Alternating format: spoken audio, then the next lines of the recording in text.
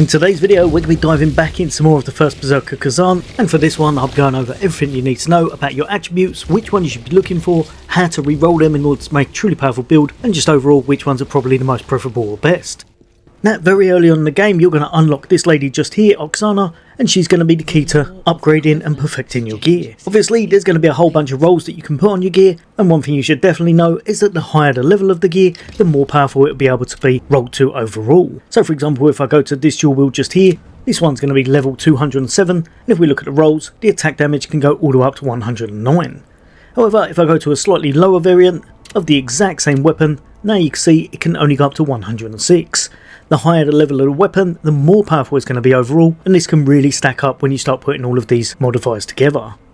One other thing you should note, this is going to cost you an absolute abundance in Lacrima, so make sure you're saving up quite a bit when you're going to be re-rolling these modifiers, because it is far from cheap and you will burn through millions very quickly. In this exact same vein, one thing you can do if you've got the exact rarity of item you're after, because obviously you can't upgrade that, and you've got the item pretty much perfected, so for example say you've got all the rolls on it you really want, then if it is lacking behind on levels, what you can do is use the augment feature in order to upgrade this. Now this is not perfect at the moment because it only goes up by around about 1 level every time you're using it, but honestly this can still work out a lot better than the alternative if you're trying to save a whole bunch of Lacrima. Now personally I would only start doing this if you've got a really nice gear set that you want to invest in, because like I said it does cost a lot, but some of the things you'll definitely want to know about will be that whenever you're ticking these boxes, it doesn't matter whether you do 1, 2 or 3, because the cost will go up depending on how many you're re-rolling. Also make sure you check whatever ones you can actually get to re-roll on it,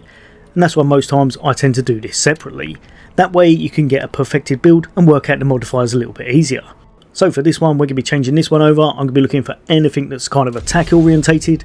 and here we've got a nice attack power one come up, but it's on the lower side. So then you've got to decide, do you want to keep it or do you want to spend a lot more Lacrima in order to change it over. Remember, whenever it does hit one of the modifiers you're after, just check to see if it's on the higher end, because that will work out ideal, and then you're going to move on to the other ones when you've managed to get something decent you're after. I found most times anything to do with damage definitely tend to be key in this game, because damage is definitely king overall for taking on those toughest bosses, and anytime you can hit something like attack damage, that's going to boost up your flat damage that will then be increased by any damage modifiers, for example your damage increase or damage multipliers like you see here.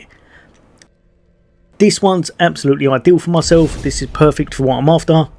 Probably not the highest rolls, but they're not too bad, so we'd be able to move on to something else. Another thing, if you did want to and it started to get a little bit too costly with your Lacrima, you can actually reset it so it's a lot cheaper to start once again, and that's going to be using Augments of Wisdom. These are quite hard to get hold of though, make sure you're using them sparingly, and as far as I'm aware there's no way to actually create these in the game, so you'll only probably get a set amount per run through.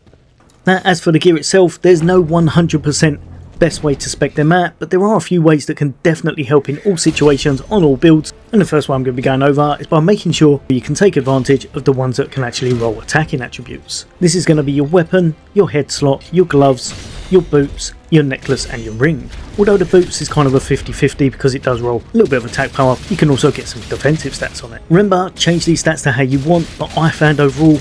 the ones that worked in every build and were really powerful to focus on was going to be your attack damage, your damage increase, damage multiplier, stamina recovery, because this is just amazing to help you out in those tricky situations, max stamina if you can afford it, and of course another one that you may want to invest in, but I found it a little bit niche compared to your damage, so I would never put it above that, and that's going to be your stamina damage. Focusing on things like these attributes on these pieces of gear can really help you to dish out a lot of damage, especially when you start leveling up all of your gear, enabling them to have higher level attributes. For the defensive side, you're going to have your chest piece and your legs, and for these ones, because they're defensive, you'll want to be focusing on stats that can help you negate a bit of damage. Personally, the ones that I found preferable was going to be your defense, your damage received, your stamina recovery, and if you can, of course your stamina. If however you want to put your health up a little bit, or if these weren't to your liking, make sure you grab a little bit more health, as that will work in all situations. Honestly, the great thing about these setups, it works on absolutely every build and it works amazingly, but like I said, it's down to your personal preference and what you're actually gearing up to do. So sometimes you may want slightly different stats. For example, if you were going for a greatsword build and you're using something like the Crimson Fiend set, then a lot of that is going to be focusing on your actual charged attack damage. Great thing about this, if you are focusing on something slightly different, for example swift attack or charged attack damage, then because it's a specific type of damage, it actually allows you to get a slightly higher roll on that damage type. So if we go over to Oksana once more, you're going to see the normal attack damage on this one only goes up to 112 if we've got a max roll. But if I was going for a charged attack damage, it's going to go all the way up to 146. So remember, you will want to work a little bit around whatever gear set you're going to be using and what kind of playstyle you're going to be using in order to get the most from your builds. But generally speaking, all of this should help you out massively, and a few other ones that are notable are whenever you can pick them up, something like back attack damage, because that's going to really help you out when you do your brutal attacks, or whenever you can get behind the enemies, because you also do more damage normally from behind, and of course anything on your gear sets that can help you negate a bit of damage or push out a bit more damage overall. But yeah, hopefully this helped a few of you guys and girls out. There's going to be a load more content away from me. As always, All Things Gaming, take care. I'll see you on the next day.